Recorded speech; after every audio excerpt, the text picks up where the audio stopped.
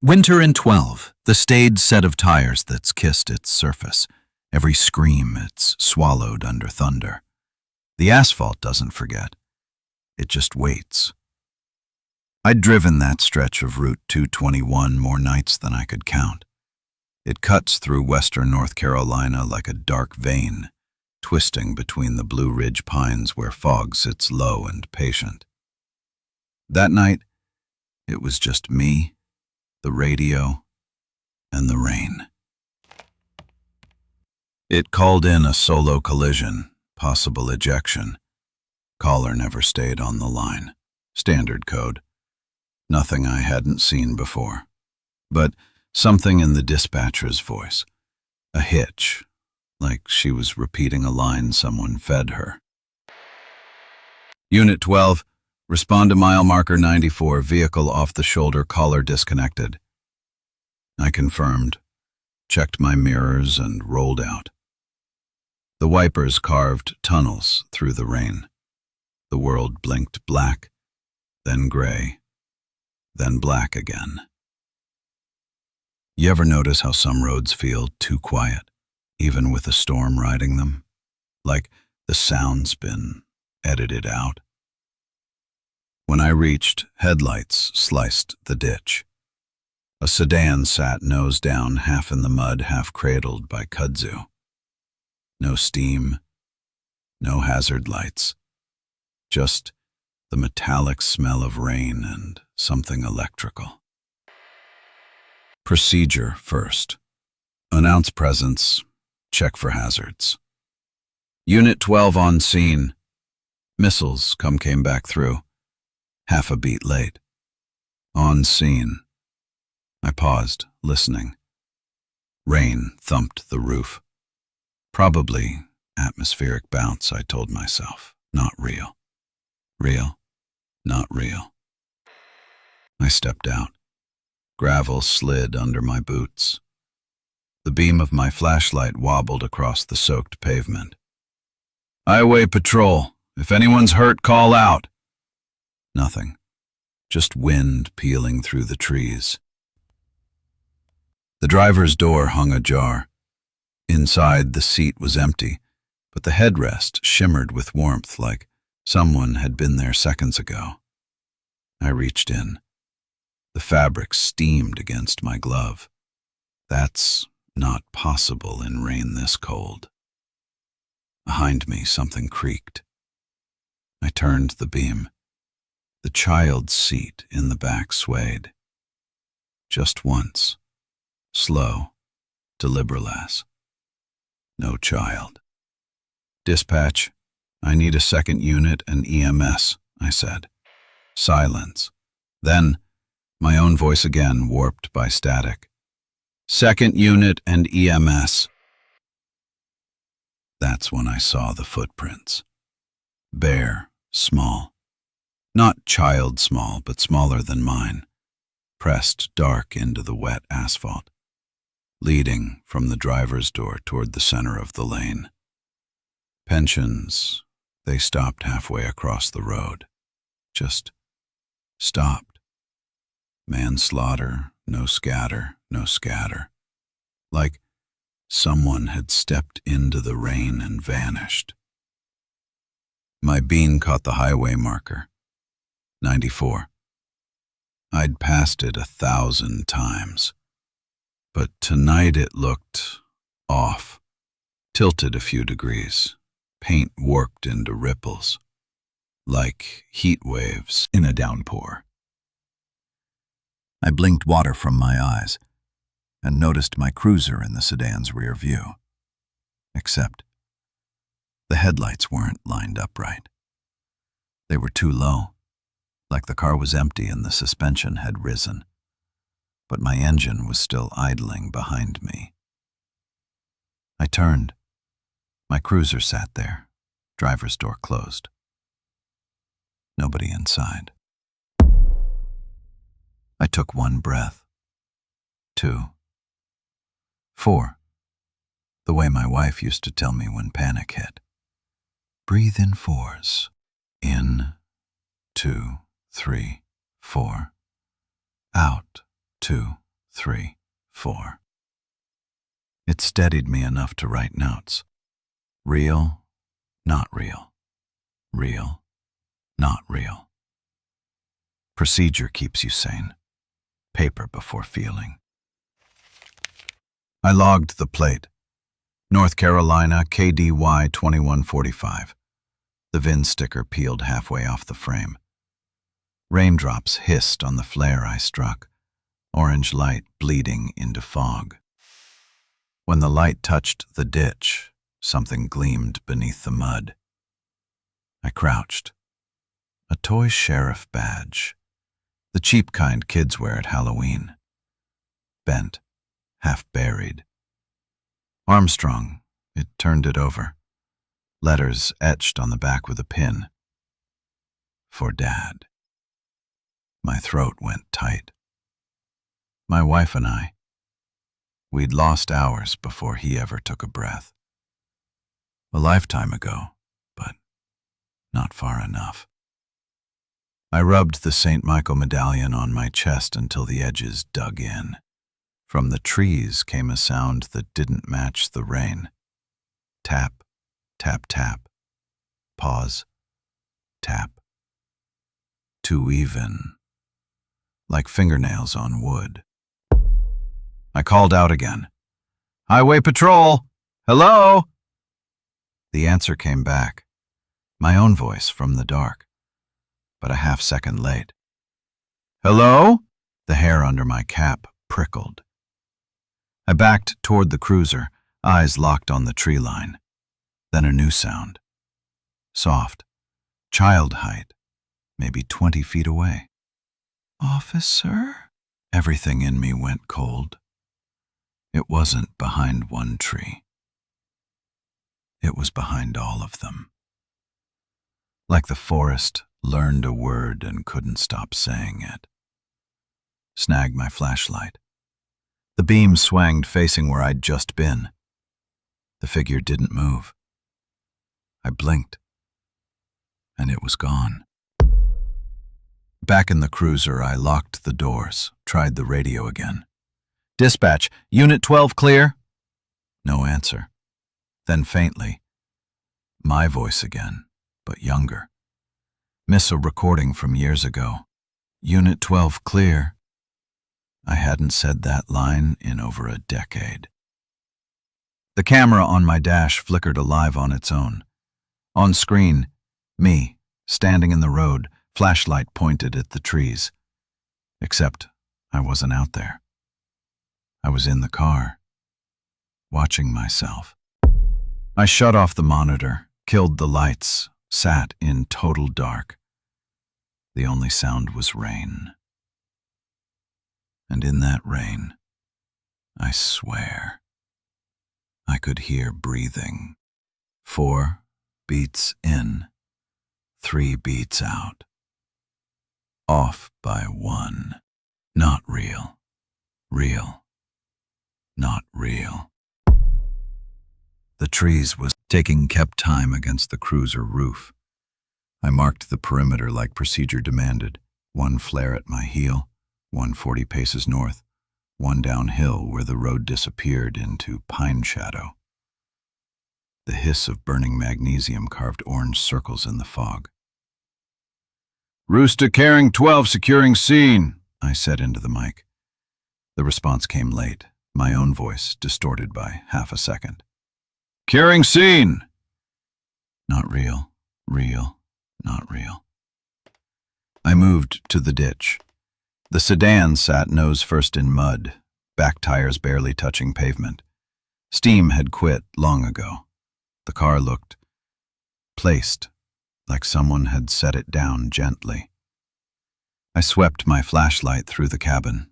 Empty seat, belts unbuckled, no blood, no glass break.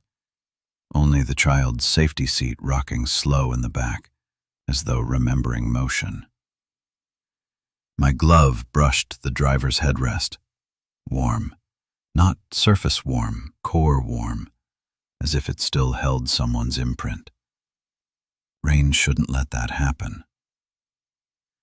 Immigration St. Michael medallion at my throat, habit more than faith, and started the log. Plate KDY-2145, vehicle stabilized, driver unseen. The trunk sat cracked open a thumb's width. I reached for it, hesitated, then lifted. Inside, blanket soaked through, tire iron, an old music box painted blue. I turned the crank once. The melody limped out in the wrong order, 2 notes missing every measure. I closed fast. The tune kept playing for 3 beats after, thin and distant before cutting mid-note. Something tapped out there, rain or maybe knuckles on bark. Tap, tap, tap, pause, tap. Too even to be wind. I aimed the light toward the trees. The beam vanished halfway, swallowed by fog.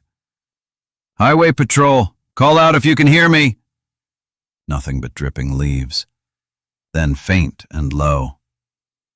"Officer." The sound came from everywhere at once, ground level, tree height, right beside my ear. My throat went tight. "Stay put," I said, voice steadier than I felt.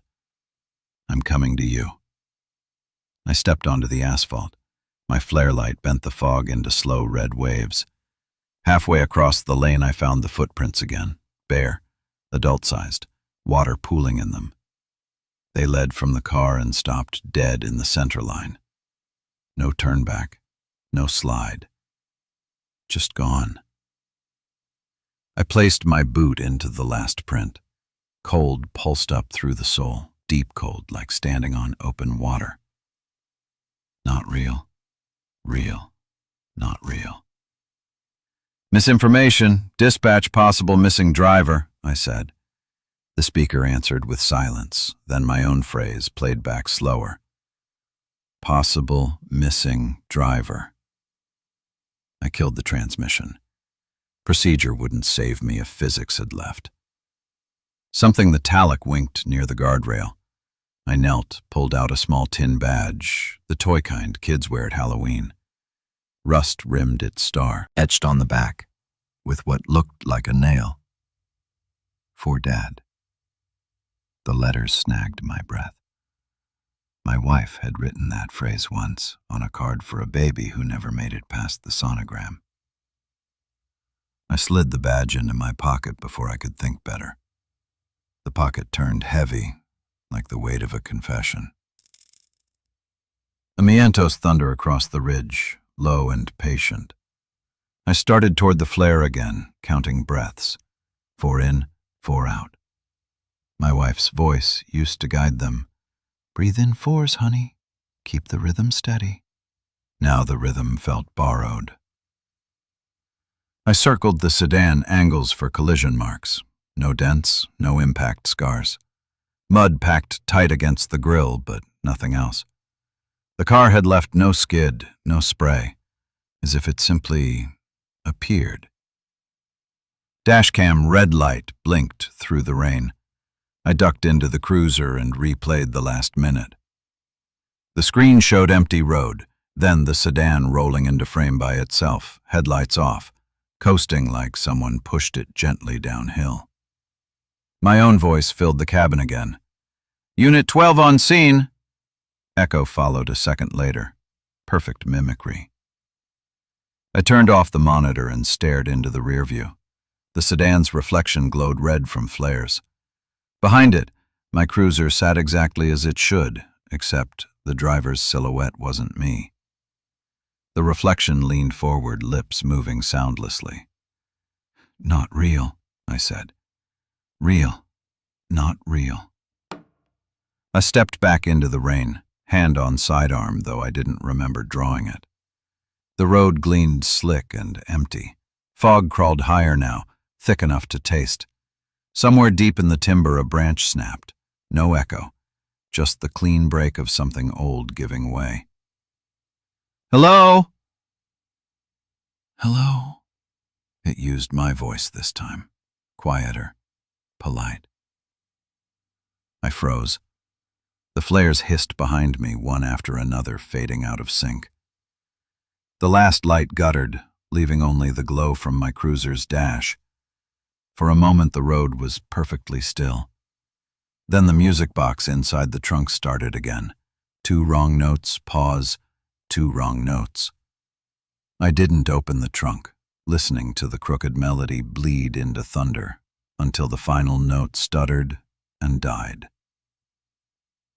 When silence settled, I told myself procedure was the cure. Write, report, move. I opened the notebook and scrawled, "Subject vehicle unstable, no occupants, audio anomalies unverified." Then beneath it, smaller, "Not real, real, not real." The words blurred in the wet. I looked up, half expecting the sedan to vanish while I wrote. It hadn't, but every reflection around it shimmered like heat above blacktop. "Stay with what you can see," I whispered. "Stay with what you can see." The forest whispered the line back, syllable for syllable. That was when I noticed the farmhouse light farther down the curve. One yellow eye through the trees. It pulsed once, twice, then steady, waiting. I told myself I'd check it for witnesses. I told myself I was still working a scene. But deep down, I already knew the road had decided to show me something, and all I had left was to follow. I checked it for witnesses. I told myself farmhouse light pulsed between trees, gold through the fog like a promise you shouldn't trust. The air tasted metallic. My boots slipped on gravel slick as oil. Every step toward that porch felt rehearsed, like I'd walked it before in someone else's dream. The road bent right, then dropped. The house perched on a rise with its porch light burning stubbornly against the dark. I remembered this place from charity runs years ago. Pies cooling, laughter. Mrs. McAdams' place. But she'd been gone 2 years. I forage out, "Highway Patrol! Anyone home?" A dog barked once behind the house, then quit halfway through a second. The screen door shifted, hinges sighing. Implications, an old woman stood there, thin, frail, curls haloed by the porch bulb. "You came back," she said. "Ma'am, I'm investigating a wreck." "You were here," she interrupted. "Asked about the boy. Said you'd lost him." My tongue stuck to my teeth. "No, ma'am, that wasn't me." She tilted her head, puzzled kindness clouding her face. "Same uniform, same sad eyes. Said you'd fix it this time." Something inside the hallway flickered, like the light there wanted to answer for her. I blinked, and for half a second I was standing in that hall, hat in hand, nodding while she spoke. Then the sound popped, and I was back outside, rain dripping off my brim. My notebook was open in my palm, a new entry scrawled in my handwriting. Interviewed resident, no sign of child. Dated yesterday, not real, real, not real. "Ma'am, who else lives here?" "Ma'am, but me," she said. "But the road brings people sometimes. You're all the same. Looking for someone you already found." The bulb dimmed till her face was only silhouette. "Best be gone before the fog makes copies." The screen stretched shut. Porch light blinked 3 and died. The rain stopped as sudden as a cut-in tape. My boots were dry again, though I could still hear rainfall somewhere nearby. Steady, 4 beats in, 3 out. Breathe in 4s. The radio on my shoulder crackled. "Unit 12, a calm voice said, mine. "Returning to vehicle." I hadn't touched the mic. "Dispatch, confirm caller," I said. Silence. Then my own words repeated, lower. "Returning to vehicle." I walked. The fog thickened, hiding the flares until they were only orange smudges. My flashlight coughed, blinked, died. The dark here moved when you breathed. Somewhere left of the road, "Officer." I turned fast, beam useless. "Come out where I can see you. Come out where I can see you," it answered. My own voice, smaller, kind. Light flickered ahead, not flare red, but tail light red, mirrored on wet pavement. I blinked. It vanished. When I reached the ditch again, the sedan waited exactly as before, except the trunk was now shut tight and my cruiser door hung open. Rain began again, soft, deliberate. I leaned inside the cruiser. The dashcam's red light pulsed. The monitor played footage of me walking toward the farmhouse, vanishing into fog, then returning minutes later. The me on screen looked straight at the camera and smiled. I shut the screen. Cold slid down my neck. The toy badge in my pocket thudded once against my leg, hot now, almost pulsing. I pulled it free. The engraving glimmered under flare light. "For Dad," letters bright like they'd just been carved. I should have thrown it away. Instead, I tucked it back and gripped the medallion on my chest till the chain cut skin. "St. Michael, keep me steady. He can't hear you here." The voice came from the direction of the sedan's back seat. I edged closer. Fog rolled over the car roof, pouring down the windows like breath on glass. For a blink, I saw a handprint appear, small, perfect, then melt with the rain. Not real, real, not real. The radio buzzed again. "Unit 12, end of watch." I swallowed hard. "Repeat, dispatch." Only static answered, then laughter, thin and wet, my own. Something knocked from inside the sedan. 3 beats. Pause. 2 beats. Breath in 4s -1. I froze, gentler, like testing the rhythm of my pulse. I whispered, "Stay where you are." Silence. Then a faint tune slid out through the trunk seam, same broken melody from before. The sound mingled with rain until I couldn't tell where one ended and the other began. I backed away step by step. The flares hissed lower, smoke crawling around my legs.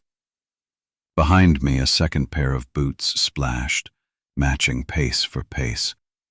I turned fast, nothing there. But Crimson's window, condensation bloomed and scrawled 4 crooked words. "You found me again." The phrase faded with my breath. I reached for the door handle and stopped. Inside the reflection of the glass, I saw my face, rain-slick, eyes wide, and behind me a smaller figure, just at shoulder height, smiling up. I spun around. Empty air. Not real, real, not real. I climbed into the cruiser, shut the door, locked it. The music box still played faint under the storm. My dash clock blinked the same minute I'd arrived. No movement, no time. "Unit 12, I said to no one. On scene." The Crimson replied instantly, my voice perfectly calm. "Unit 12 on scene." Echoed, delayed, like the start of a loop that didn't plan to end. Statted to the placed. The radio, I said. The storm eased to a whisper, the kind that tricks you into thinking it's done. I kept the cruiser in idle and opened the onboard terminal.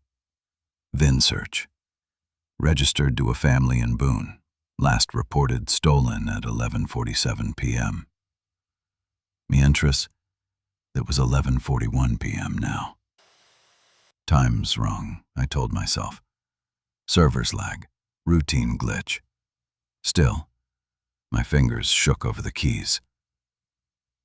I reread the screen until the letters blurred. as if the road itself had learned to type back. I stepped out, rain gone but water still dripping from the trees in slow applause. The air smelled ionized, fresh after lightning that never came. I scanned the edge of the forest with my flashlight, cones of fog bending away like fabric. Movement at the corner of my eye. A flicker of orange up the hill. One of my flares relit itself. I walked toward it, thinking maybe the fuse caught a pocket of fuel. But the flare burned steady, upright, untouched by wind.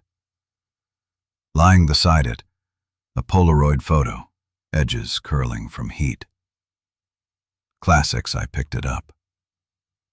My cruiser, parked right where it stood now. But the timestamp at the bottom read, yesterday 11:58 p.m. I felt the world narrow, like looking through a straw. Not real. Real. Not real. Engine headlights cut through the fog behind me. Relief flared. Backup at last. I turned to wave. The beams froze 20 yards away, blinding white. I waited for the door to open. None did. The engine noise stayed level, low idle, too even. Then both headlights blinked out. Nothing left but red taillights floating in the mist like eyes closing. I reached for my mic. Dispatch, confirm secondary unit. Only my own voice came back. Confirm secondary unit. I dropped the radio into my lap and drove toward the phantom lights. Half a mile later, pavement ended at a guardrail. No car, no tire tracks. Only damp moss where something heavy should have pressed.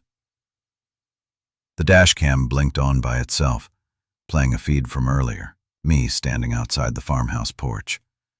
The old woman's shape barely visible. But there was a new detail I hadn't noticed before. A child's silhouette at her knee, holding the porch post, waving. I froze the frame.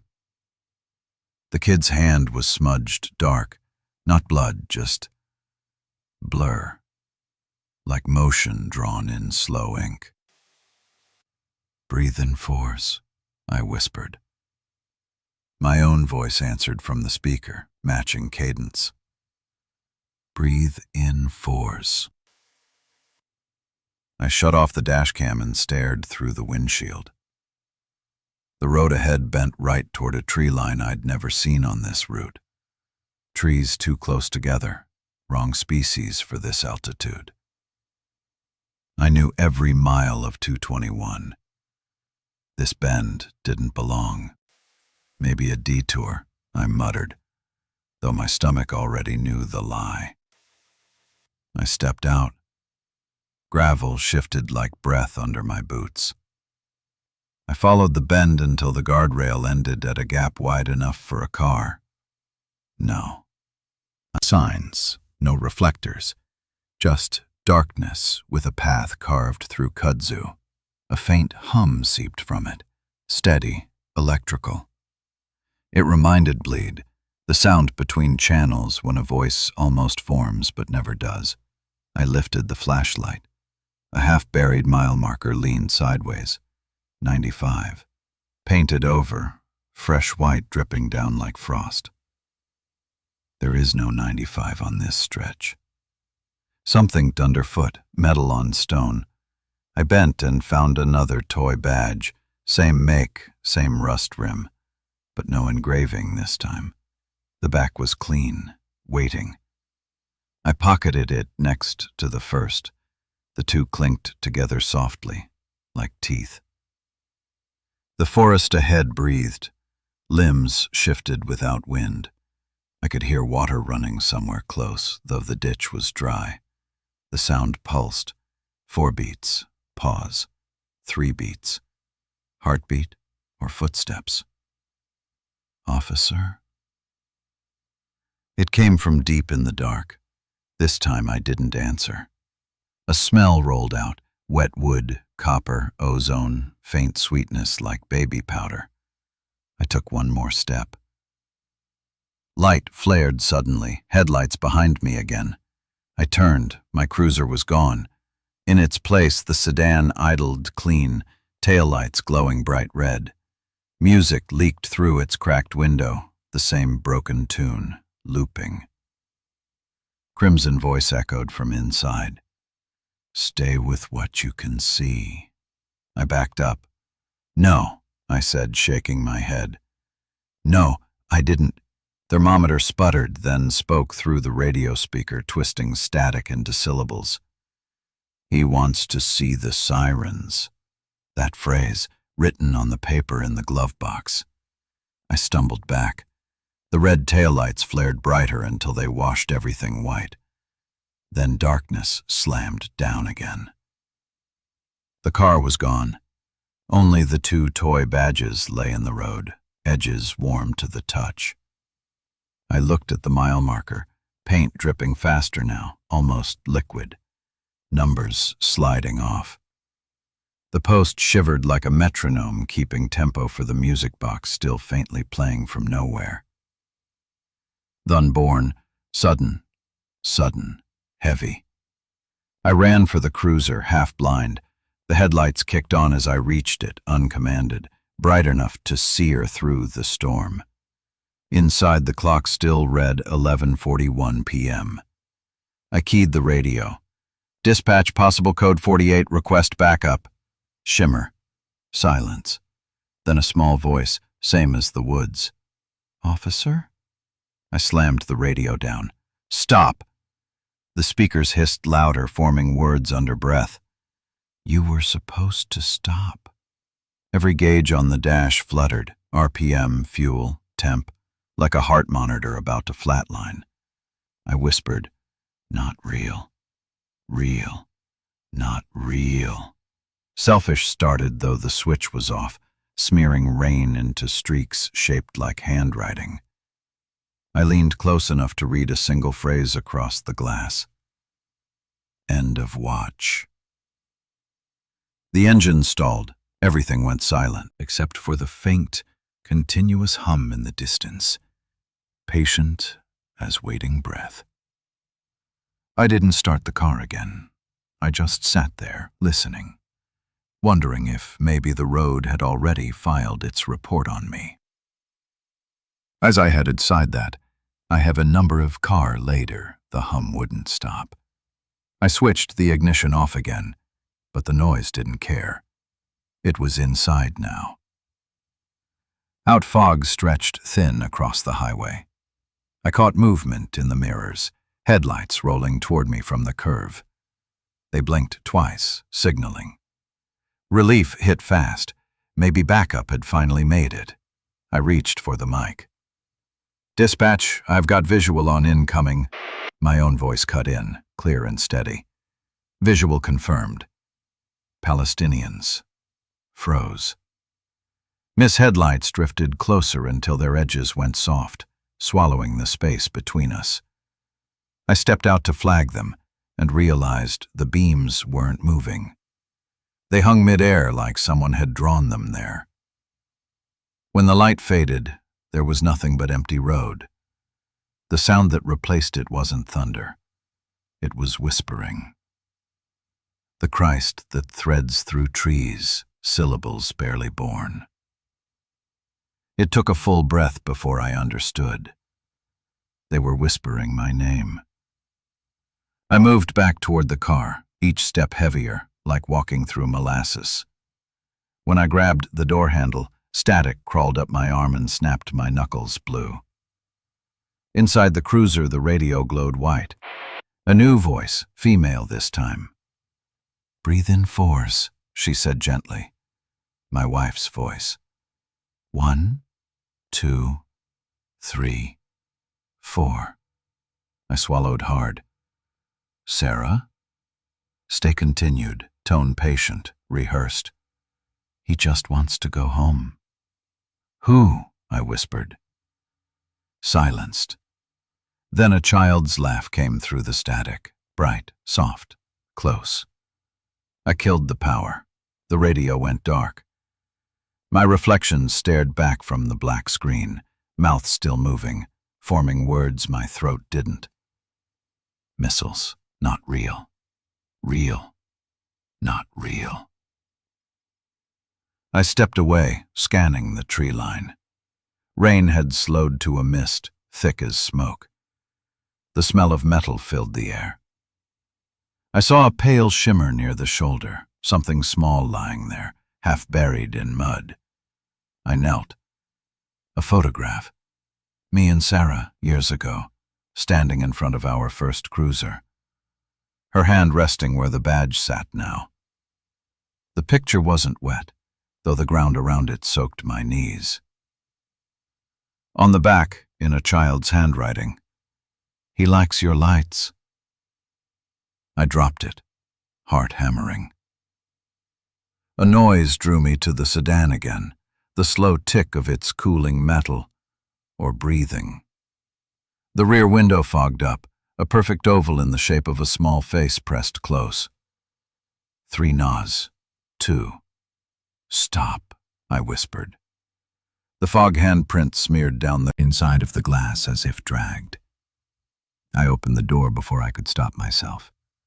The seat was empty, but the air was warm, freshly exhaled.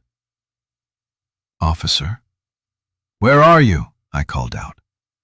"Assassin, I'm right here." The voice wasn't behind me. It was everywhere. The dash camera light blinked red again, automatically recording. I looked at the feed, saw myself standing there, shining the flashlight into the back seat. But the reflection on the sedan's window showed something else. A man slumped in the front seat, uniform soaked dark. His badge glowed under the flare light. My badge number. I skittered across the road, landing on the ditch.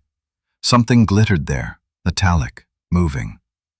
I stepped closer and saw the 2 toy badges I'd pocketed earlier lying side by side, now joined by a third. This one perfectly clean, no rust, engraving sharp. "For Dad." My vision swam. I took a knee, rain hammering my shoulders. The moment my fingers brushed the badge, every flare went out. Silence so thick it had weight. No rain, no hum, no crickets. I turned slowly toward the cruiser. The dash lights glowed faint blue. The driver's door stood open, and from inside came a steady hiss like breath drawn through teeth. When I leaned inside, the radio clicked once and replayed the original dispatch call. Report of a solo vehicle collision, possible ejection, caller disconnected. Smuggling voice followed, just behind it. Unit 12 responding. Except I wasn't speaking. The words slid out of the speakers a fraction too long after I heard them, as though the road was rerunning the night itself. The sound of rain faded back in, gentle, rhythmic. I looked down at my wristwatch, hands spinning counterclockwise, time unwinding like tape in reverse. My heart lurched. "Stop," I muttered. "Please stop." Missiles fast at a watch froze at 11:41. The same minute since everything started. Outside the window, something moved across the road, small, quick, too smooth to be human. The shape paused beneath the flare smoke, head tilted. I couldn't see a face, just a reflection of my own badge catching red light. The music box started the trunk, same fractured tune, slower now, as if tired. I stepped back and my flashlight, though I knew it wouldn't matter. The forest pressed in, thick, breathing. Every branch leaned inward like it was listening. Think breathe in fours. I spun toward the sound. No one. Breathe in fours, again, now behind me. Then softly, from inside my own throat. Simmons not real. I tried, but the words came out doubled. Thension's both voices said it together. Misled in sheets. I ran for the cruiser, slammed the door, locked it. Static crawled through the speakers again, gentle this time, like lullaby static. On the dash screen, text scrolled across in pale gray. You left him there. My stomach dropped. No, I whispered. No, that case was closed. Sarah's voice floated out of the static. You never filed it. I wanted to deny it, but memory bled through. An accident years back, same stretch, child dead on impact, report delayed till morning. I'd told myself I was too tired. The hum swelled. The radio whispered, "The road remembers." And through the windshield, headlights blinked on again. Mine reflected back at me. But the silhouette in the driver's seat wasn't me. It lifted one hand, slowly waving. Then everything went dark. When the lights went out, I thought I'd gone deaf. The silence wasn't empty. It pressed against my ears until I could hear my pulse fighting through it. I tried the ignition again. Dead. Every switch lifeless except the dashcam's single red eye. I stared at it. It stared back. Something moved across the windshield. Not rain, too deliberate. Like fingers tracing arcs in condensation. 3 slow lines. Pause. Too short. Breath in force. -1. Stealers, I whispered. The lines vanished, replaced by words forming backward, as if written from inside the glass. Look behind you. I froze. Couldn't breathe. I turned anyway. Empty back seat. Panties. But the air smelled of copper and candle smoke, that sweet metallic mix I'd come to know too well tonight. Officer?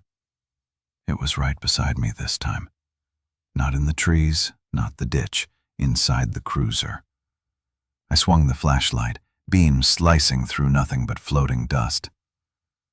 I got out, boots splashing in shallow puddles that hadn't been there before. The flares were gone.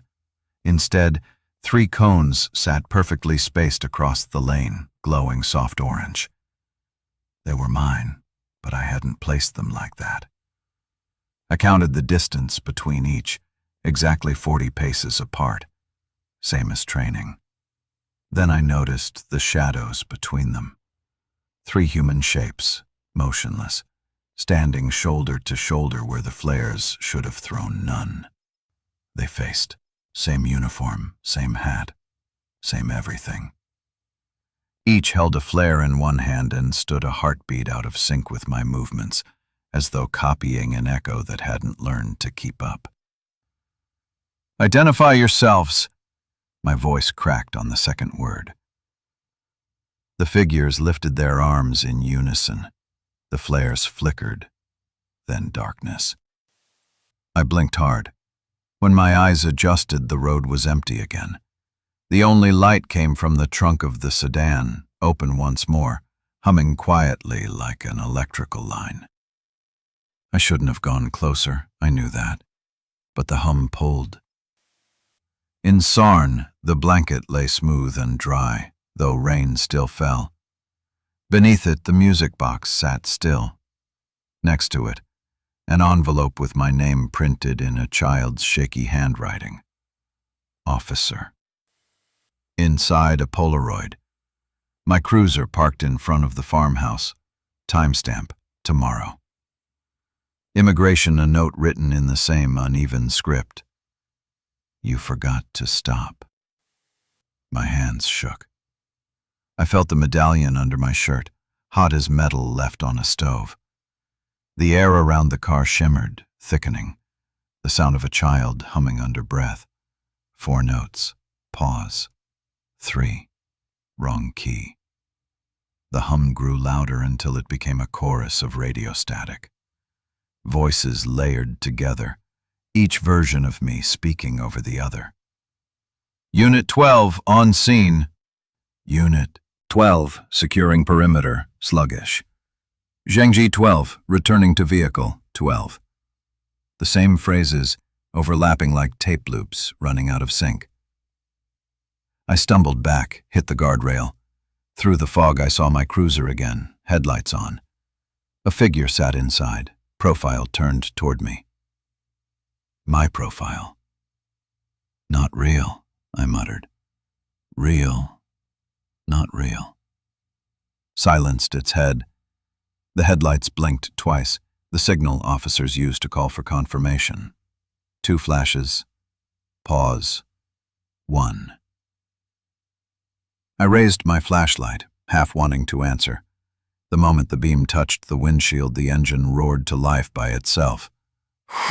The cruiser rolled forward, slow but unstoppable, passing inches from me, heading straight toward the sedan.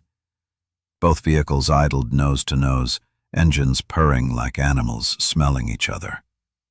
Then, every light on both cars flared white, blinding. After my vision cleared, the road was empty. No sedan, no cruiser. Only me and 3 burning flares lined up again, their lights steady as heartbeat. I dropped to my knees, mud swallowing my hands. The ground was warm, impossibly warm, like sun-baked pavement. Beneath my palms, something pulsed, slow and steady. I pulled back, horrified to see my glove marked with faint crimson light, as though I'd pressed down on a living vein. The hum quieted. A voice, not the child, not my wife. Something lower, familiar, tired. You were supposed to turn back.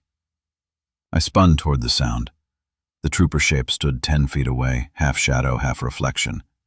Its mouth didn't move when it spoke. The words came from the air around me. You left the report blank, it said. You left him on the road. I stumbled backward. That was years ago. The case was sealed. The figure stepped closer. Its features resolved into mine, pale and shaking. Not sealed. Deferred. I ran. The fog thickened, each breath burning in my chest. I didn't know where the road led anymore. My flashlight beam showed only water and asphalt that twisted ahead like a ribbon trying to tie itself. Then the voice returned, closer, inside my ear. Every call repeats until you listen. Officer. Officer. They said it in waves now, the forest, the ditch, the sky itself repeating my title like prayer. I clamped my hands over my ears and screamed back, "What do you want?" The answer came from every direction, calm and small. To finish the report. Rain burst down again, hard enough to sting. The wind roared through the trees, carrying with it the music box tune, twisted and too fast, looping the same 7 notes until they dissolved into static. I dropped the flashlight and sank down on the wet asphalt, whispering to myself like a mantra. Not real, real, not real. Flight hissed out one by one. And in the dark, something unseen exhaled behind me, warm, close, almost human, and said softly, "Blessings." End of watch.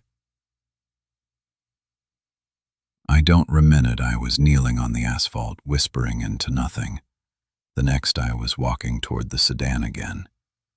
The headlights burned weak orange like dying embers. The trunk stood open, Music box silent now. The envelope I'd dropped earlier was gone. In its place lay a single Polaroid, new, edges wet, image still developing. I tilted it under the light. A cruiser, parked nose first into a ditch, its windshield fractured, its driver slumped forward, hat tilted off. The badge number glimmered through water stains. Mine.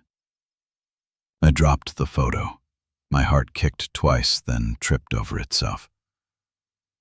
Not real, I whispered. Real, not. A voice cut through the storm, clear as dispatch radio. Unit 12, please confirm status. Relief hit me in the gut. Dispatch, this is 12. Strife interrupted, same tone, same rhythm, my own voice. Unit 12, please confirm status. Its wings kept repeating, each echo slower, heavier, until the syllables stretched into something like a chant. The radio light pulsed with every word, brighter and brighter until it hurt to look. I ripped the mic out and threw it into the mud. The noise didn't stop. Confirm status. Confirm status. Confirm.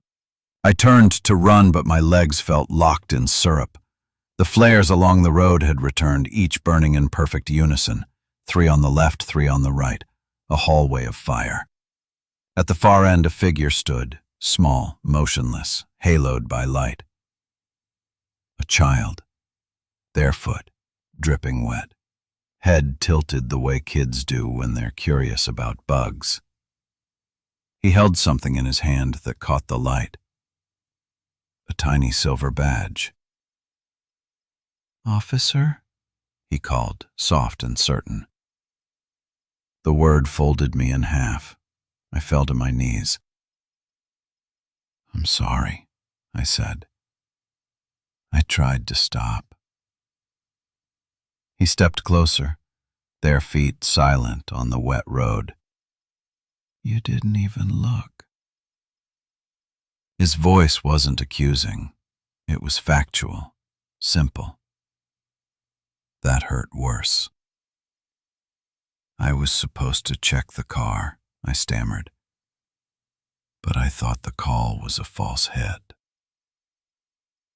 He stopped a few feet away, lifted the toy badge, and pressed it against my chest where my real one sat.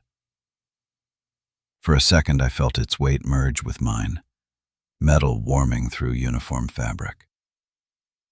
Behind him, headlights bloomed from nowhere, another cruiser easing into view. My car. But it wasn't empty this time. The driver leaned out the window, rain sheeting down his face. My face, eyes hollow, mouth moving silently. The boy turned toward him, then back to me. He keeps coming back, he said. I don't want to, I said. He whispered. He smiled, small and understanding, like forgiveness packaged too soon. Then stop writing it. My lookbook was in my hand again, pen poised though I hadn't drawn it. Pages fluttered in the wind, filling themselves with words, incident times, coordinates, phrases I never wrote. Each ended with the same line. End of watch. The lights from the other cruiser flared white, swallowing the boy, the sedan, the road. For a moment, everything sounded underwater, muted, slow, thick. Then I heard her voice, Sarah's, cut through it like sunlight. Breathe in force. I wanted to cry. Sarah, please. Crimson. 3 in, 4 out, she said gently. He's been waiting for you. I tensions back to the child, but he was gone. In his place, only the St. Michael medallion lay in a shallow puddle, chain twisted into a knot. I picked it up. It was cold again. You can file it now, the whispers said. What? The report. I looked toward the cruiser. The dash light glowed pale blue, screen scrolling text across by itself. Report completed. Below it, a new line appeared. Officer, deceased. No, I whispered, backing away. No, I'm alive. I'm right here. The headlights dimmed to nothing.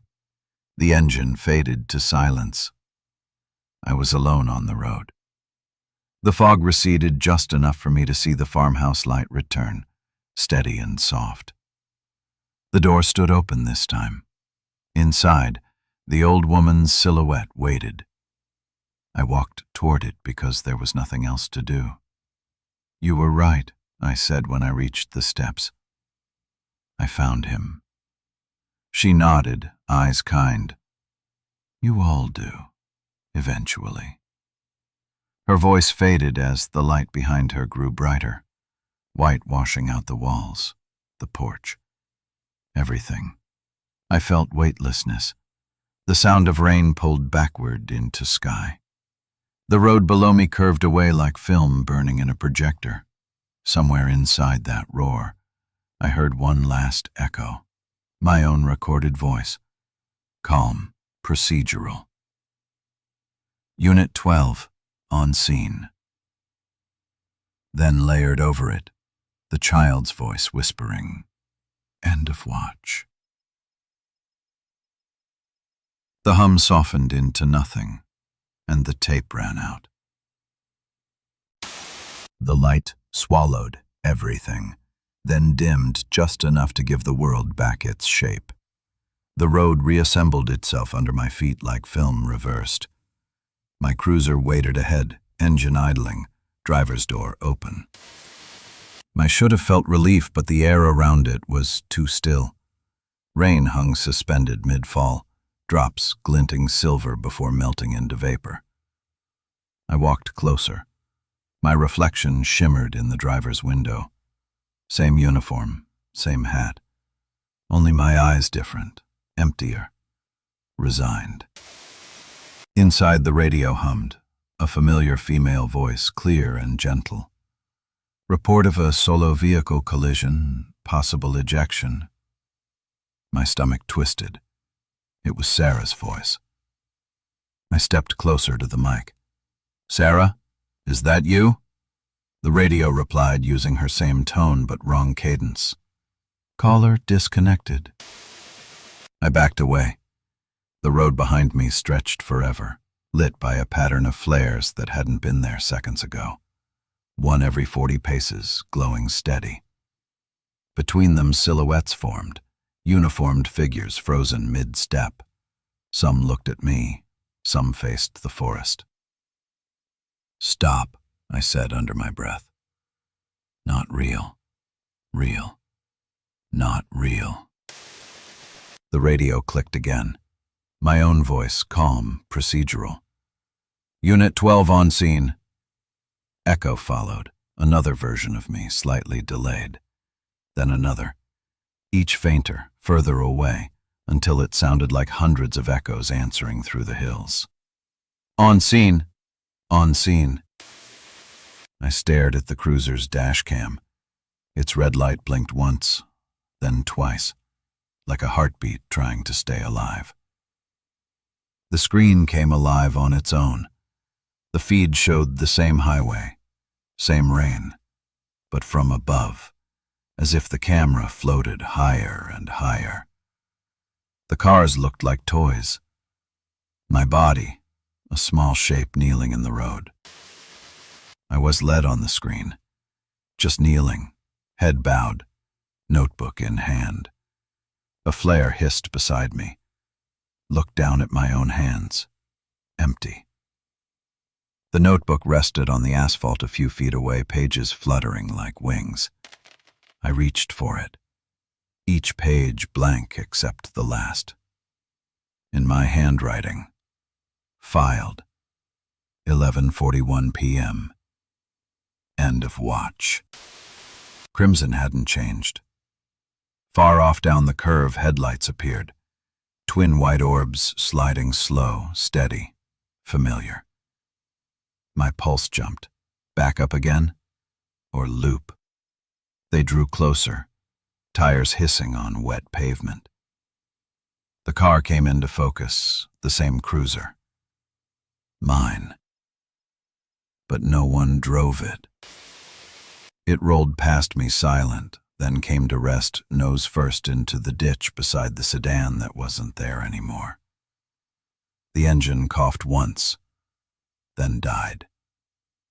Simmons' smoke curled upward, blending with fog until I couldn't tell which was which. I walked toward it, half drawn, half forced, every step slower than the last. The air grew colder until each breath came out white. When I reached the door, it swung open before I touched it. Inside, the seat was wet, but warm. And hanging from the rearview mirror, my St. Michael medallion, chain glinting faintly in the light. I touched it. The metal was pulsing, heartbeat slow. From the radio, a whisper, soft, almost kind. You can rest now. I shook my head. No, I'm still here. I have to finish the report. The whisper came again, layered, plural, overlapping versions of me. You already did. I looked back down the highway. The flares were fading, one by one, leaving only darkness between. The silhouettes stepped forward as each light died, dissolving into rain until nothing stood but mist. Sarah's voice returned faint through static. He's home now. My throat closed. Sarah, I'm sorry. Relinquid, she said. You kept the lights on. The road began to glow underfoot, pale, phosphorescent, tracing the exact line of the skid marks that had never been there before. It stretched ahead like a ribbon, pulling me forward. I took one last look at the cruiser. My reflection sat behind the wheel, waiting patiently. He nodded once. I nodded back. Unit 12, I whispered, voice shaking. Unseen. Salmon smiled. Unit 12, clear. The headlights so bright it erased everything. When sound returned, it was distant, like from an old cassette left too close to a speaker. Misinformation. Rain pattered faintly. Wind moaned across open asphalt. The recorder crackled to life on its own. Risolo vehicle collision, mile marker 94, caller disconnected. Then my voice, tired but calm. Unit 12 responding. Pages flipped somewhere in the dark. And if you're hearing this, it already knows you. You don't believe me, do you? That's for 5 seconds.